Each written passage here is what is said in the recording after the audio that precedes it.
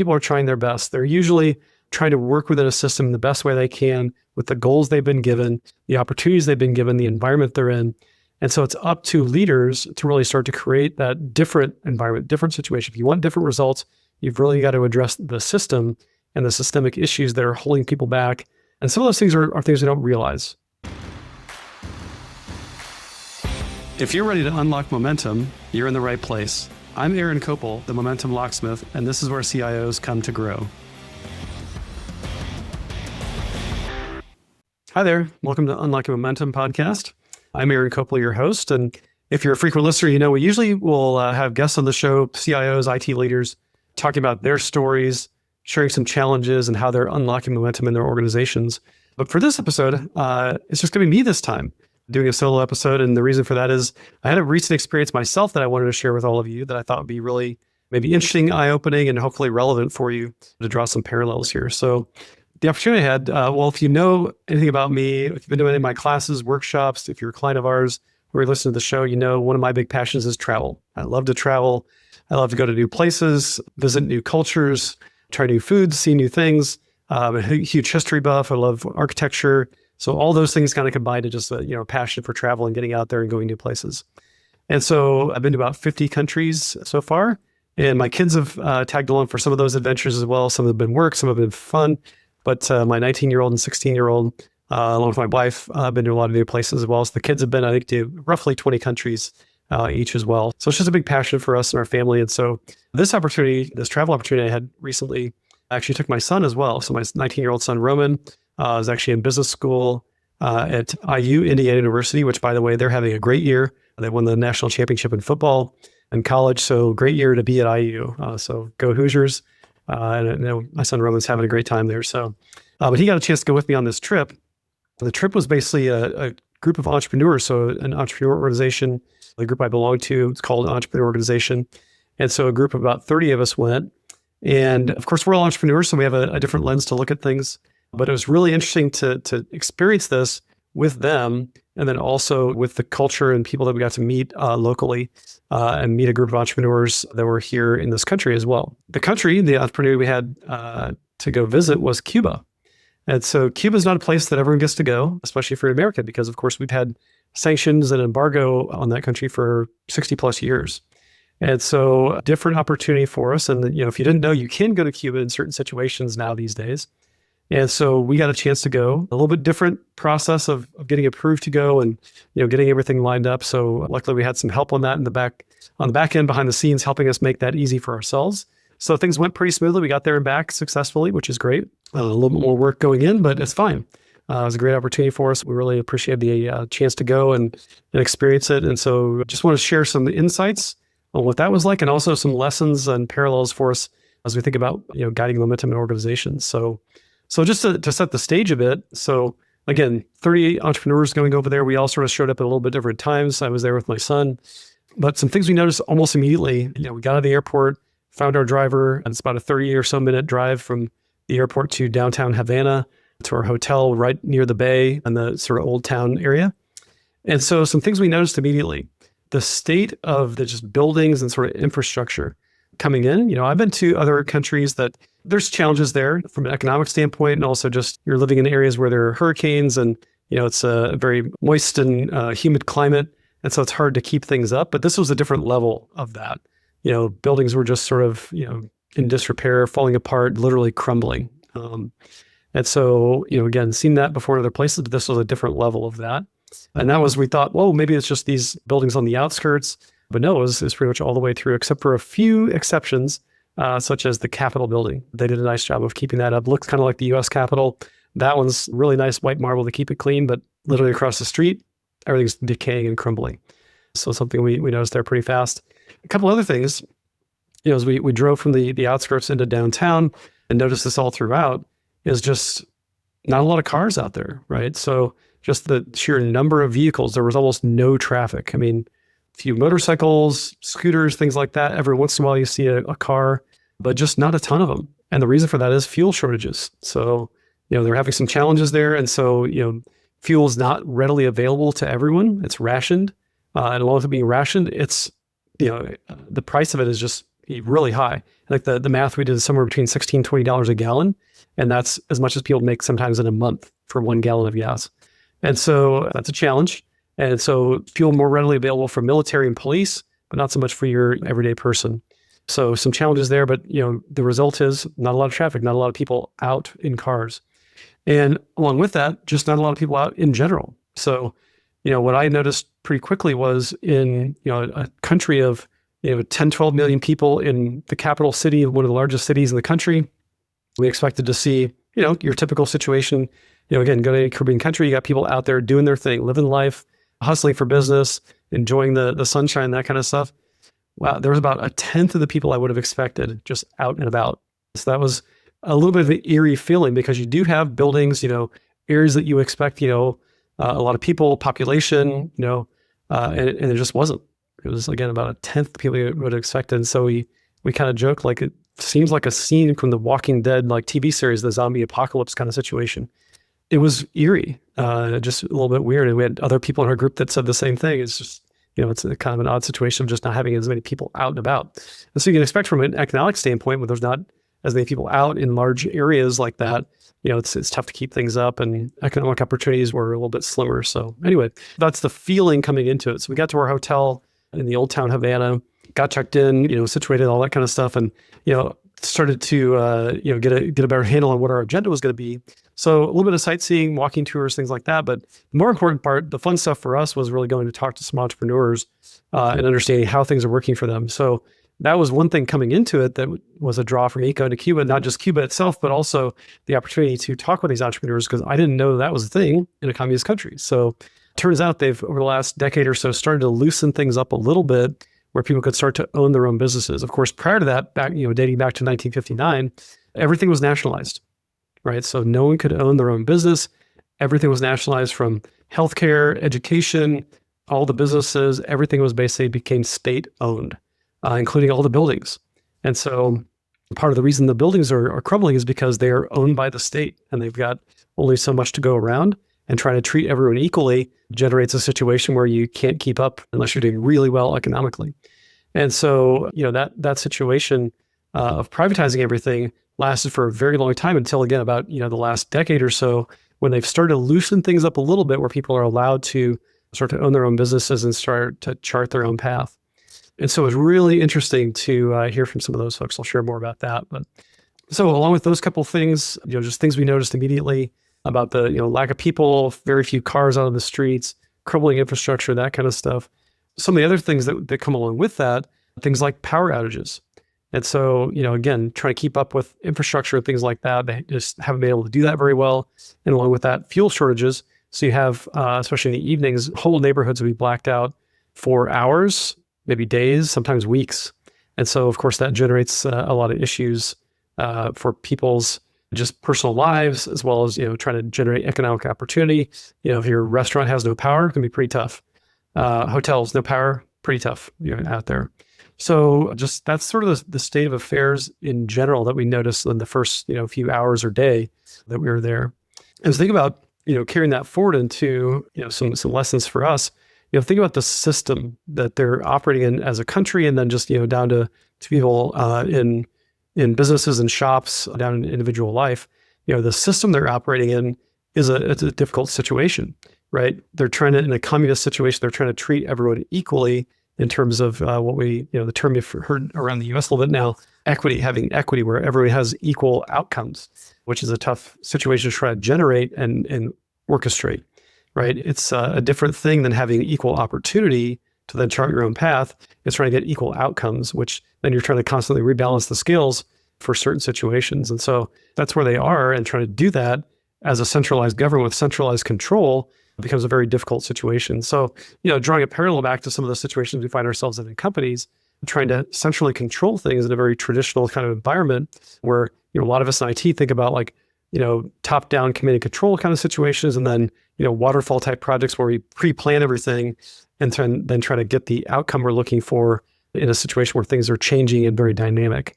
And so that's where they kind of are, especially right now, even in the last handful of months, as things have started to shift with some of the policies from the US and other situations in the Caribbean, Venezuela specifically, where they would get a lot of their oil and gas from, that situation has changed. And so from a central planning standpoint, trying to manage and orchestrate that in a high change dynamic environment becomes very difficult. And so challenges there from a systemic perspective. And that's a lot of what we talk about on our podcast here in terms of unlocking momentum, really dealing with the systemic issues of structures, policies, metrics. And so as you can imagine, the structure in this situation is a very top-down command and control, centralized kind of control structure where everything, again, is state-owned for the most part, other than, start some pockets that are starting to form from a business standpoint. That being the context, we did get a chance to talk to a few entrepreneurs, two different groups specifically.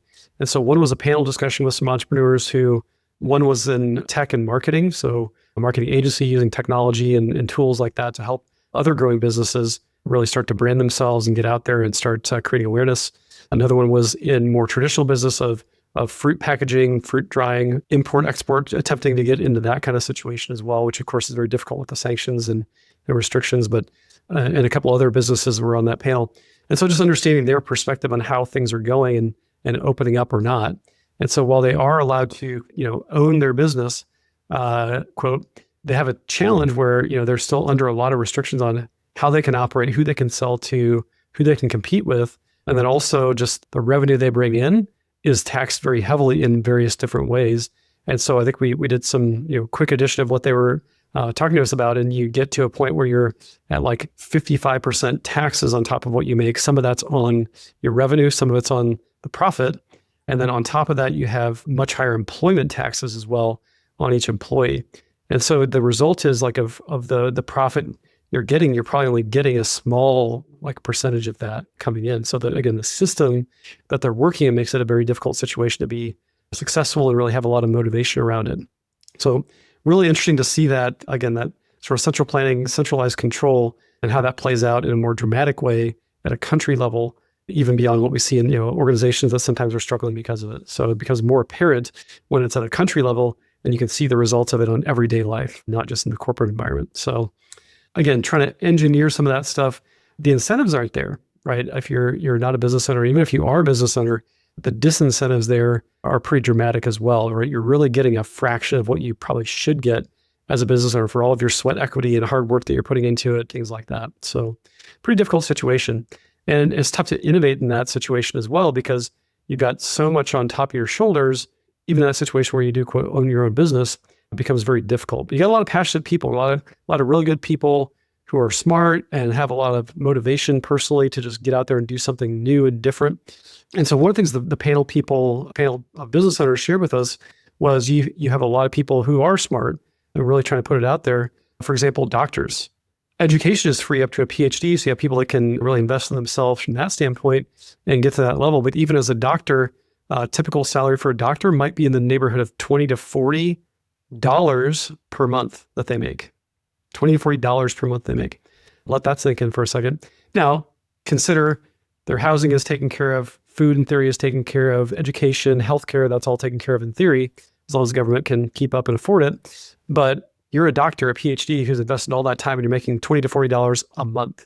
That's a difficult situation. So you've got a lot of those kind of people who are now taking a step back and saying, how can I get into this entrepreneurial game? How can I advance myself, give myself more opportunities? And so they're starting to look into, a doctor working all day in the hospital, getting into a side hustle or a business that they're starting to put their time and energy into outside of the sort of day job.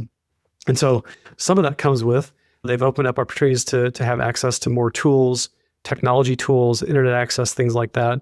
Again, it's pretty spotty in terms of infrastructure and those kind of things, but they're getting more access to be able to get information, use modern tools more than they have in the past, right? So it creates opportunities for that where the system is starting to shift a little bit towards more openness there and allowing people to have those kind of tools in order to participate in more economic opportunity.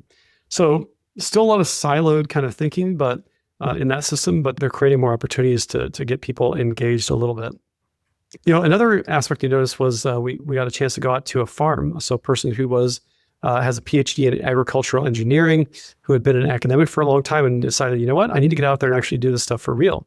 And so he took an opportunity to launch a farm about a dozen years ago, trying to make it very self-sustaining, where they've got, all the power generation, water, food for themselves, that kind of stuff, and then starting to really figure out how to get that to work well, with many different crops, getting things running, and then starting to teach others how to do that as well.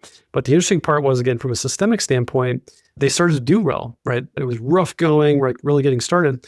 But once they did get the flywheel turning, what happened was the government came back and said, hey, you're starting to go too fast and being too successful. That's not fair to everyone. And so they started to throttle them back. There was a lot of friction there between this sort of farmer and entrepreneur and local and more state level government that said, hey, that doesn't look like it's supposed to in our environment and situation, in our system. And so I kind of equate that back to a lot of times where you see teams and organizations that we work with where teams will start investigating new ways of working or new ways of doing things or opportunities to innovate, but it doesn't fit with the way the rest of the organization is running. And so they kind of become an outlier. They pop up their head and they sort of get whacked back down. And so that's exactly what happened to him as well. So in organizations, sometimes we have teams that start to take initiative. They start to maybe do some agile things and they start to get some results, but it doesn't fit the current paradigm. They're not working from the same metrics, or they're not, operating with the same roles or producing the same kind of reports. And so those kind of situations happen and it starts to pop on someone's radar and they say, hey, this doesn't look like the other things I'm looking at. We should go investigate that, start asking a lot of questions and get them back on the quote right path of the traditional way we do things around here. And so from a cultural perspective, we see that a lot in organizations where you get that same kind of blowback. And so it kind of holds back progress at the best, but it certainly prevents momentum, right? And so you start to see stagnation, disincentives to put your neck out there and pop your head up. And so, that was definitely happening in their situation in Cuba from some of the entrepreneurs we talked to, as well as this farmer entrepreneur. But they're trying to keep it going, right? Trying to keep it going and hoping for the best, hoping for change. And so we see that a lot in organizations as well. You've got to have someone that's starting to initiate things, engaging. And ideally from a leadership perspective, if that doesn't happen, you'll oftentimes see people in those lower levels, inside teams or close to teams that are seeing opportunities to try to do things a little differently and better. And if you get enough momentum with that, at the low levels, it can at least draw some attention from the right people, someone who's willing to take a chance or willing to champion an initiative to make things different. And so I think you're starting to see that in Cuba as well. As we talk to these entrepreneurs, they're starting to create an ecosystem of fellow entrepreneurs. I don't know that they quite have accelerators or incubators the same way we do here, but I think they're headed in the direction of trying to do those kind of things and help each other to help each other. And so you see that starting to emerge a bit. We heard a little bit of that, but they have systemic challenges that are holding them back, just like companies do. In these situations where you have different groups that are trying to do new things, oftentimes they don't get the support and funding from leadership. In this case, these entrepreneurs trying to operate in a system where they don't have the ability to go out and get loans, get capital, get financing for the things that they're trying to do, especially when you have a capital intensive business. That's a tough situation. You need equipment, you need inventory to invest in, things like that. So not having those opportunities to just go out and get a bank loan on the street like you can here in the US just creates challenges. So just like in companies, if I can't get my initiative funded, it gets punted to next year's budget, things like that, and that constantly happens. You're just in a situation where you just can't get that flywheel turning. You can't generate momentum. You're sort of just stuck in a place where you can't get things rolling. And it can be frustrating, right, for people that are trying to make a difference. But again, we see some light at the end of the tunnel here. I'll get to where that's going. But before I jump to that, I want to shift gears a little bit from some of the things we're seeing on the ground into just sort of a little bit of back history and playing that up to now, and some of the models that we talk about a lot with leadership agility. So Leadership Agility, a book that we followed for a long time from Bill Joyner and Stephen Josephs. And so that book describes the situation where you go different stages and capabilities of leadership extending through. And so it goes from the expert leader being more of someone who's deeply knowledgeable and drawing their experience and leading people from that standpoint, to a person who can then motivate, come up with goals and identify those and help people rally around a cause. And then to a higher level of leadership, which we call catalyst leadership, where people are able to sort of go beyond that goal setting into future vision and where are we going, and enabling people and coaching them to be their best and things like that. And so, what we see if we look back on the history of Cuba over the last 60 years or so, I kind of look at it, I don't know him personally, but Fidel Castro, I kind of look at that paradigm and say, well, where did he fit in there? I'd say it's probably into that achiever, that middle of the three stages, because rallying people to a cause, setting goals and meeting them, that kind of stuff, whether you like the goals or not, I think that's sort of the paradigm from a leadership mentality and capability standpoint where it was. charismatic people, getting people aligned to the goal that you want to achieve. The challenge though we see with that type of leadership is they can be successful while they're actively participating in it and laser focused on that goal. And so, as we all know, Fidel Castro is no longer with us, dead. And so oftentimes what you see in that situation is when that leader moves on either to other areas of a company or into, they get promoted or they move on to other either business units or other companies, they don't take the time oftentimes to lay the structures for the future. So they're often so focused on the current goal that they're not thinking about what happens after I move on to other things. And so in that case, Castro, achieved the goal, kept things going, probably multiple goals and just kept doing those. But in terms of setting up long-term success by creating the structures, the policies, the organizational dynamics that would have allowed them to continue on some kind of trajectory just isn't there, right? You can see it evidenced in the crumbling infrastructure, the lack of opportunities, the inability to just keep things going. And you see that in organizations all the time as well, where you're so laser focused on, this quarter's goal or this, one initiative, so laser focused on getting to that finish line that we're not worried about what happens after I step over the finish line. How do I continue on and carry that forward? And so that's something we see quite a bit in organizations. I know I've experienced. If you read my book, you'll see a bit of that in there as well, from some firsthand experiences. But as you think about the systemic issues and then tying that back to leaders and how leaders can help those things along as well. You've got systemic issues of policy structures and metrics, and then leaders with more of that short-sighted, short-term view that don't set up things for long-term success, into an indefinite future. And so I think that's, what we saw in our experience in Cuba is we see it with our own eyes, but then also talk to some of the entrepreneurs that are living it in a more deep way and having to abide inside that system of the policy structures and metrics that they were living under. So it's really interesting to see all that stuff come together and be able to learn some lessons from it and tie that back to what we're seeing in organizations as well. So with that, coming back around to maybe a more positive note about, hopes for the future, especially in the Cuba situation, as we do see things start to loosen up, you can see that, they're raising some issues, even in the system of government and the system that they have, starting to raise awareness of the way things could be a little bit different, even under the current system. Obviously, I think we all want the system to be very different than it is today. But even within that system, they have some opportunities that are starting to emerge where the recognition of, entrepreneurs being able to add value, even in a situation where a lot of things are state-run, they can still add value to how those things are going, to be able to start to highlight some of the systemic changes that could be modified in order to make it better for not just the entrepreneur, but for the ecosystem in which they're operating and living, to create more opportunities for other people to have employment and have some extra disposable income and have opportunities to improve. So things like creating opportunities for capital, that would really help create much more opportunity and a brighter future there.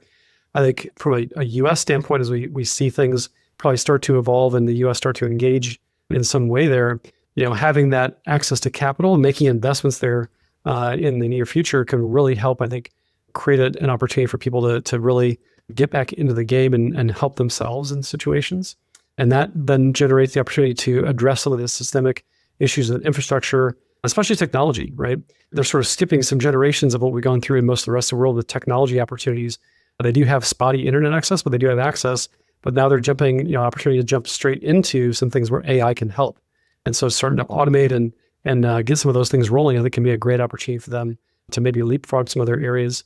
And I think what that gives is the opportunity to incentivize some of those changes more rapidly and then be able to create situations where, that Cuba is the largest island in the Caribbean. They've got a position right next to the U.S., 90 miles away from the U.S. we always talk about, but to maybe become a hub for certain things. And so I think there's an opportunity there if they open up, have opportunity for investment, start addressing some of the systemic issues with infrastructure and people and incentives and things like that, allows them to create some opportunities there and become something that's much bigger than what they've been experiencing for the last 60 years. So I think there's think about types of industries and things like that, people we talk to, especially tourism, obviously, but they've got some obvious things like cigars, rum, things like that, some of those kind of commodity products that they do well. But then there's other things with agriculture becoming some way to participate in international trade, maybe become a hub for that, given their geographic positioning, manufacturing opportunities with a lot of the land mass they have and the ability for access to shipping lanes, things like that, creates opportunity. But then you start tying technology and digital capabilities to a lot of that stuff that they aren't taking advantage of right now. Just create some really interesting opportunities where there's, I think, a big, bright shining light at the end of the tunnel if they're willing to make some changes and go in that direction with opportunities. So as we bring that back to, relevance for us and unlocking momentum in our organizations, thinking about how CIOs can do those kind of things as well. Sometimes you're fighting against a system, in an organization that might be very traditionally minded or not very technologically savvy at this point. It creates an opportunity for CIOs to start raising awareness, right, and become a better partner to their business where, not everything is going to change the way we want it to sometimes, but as you start to advocate and become a better business partner, a lot of the job of a CIO is to create awareness of opportunities and to educate and help understand how things could be a little bit different that could be advantageous to both parties.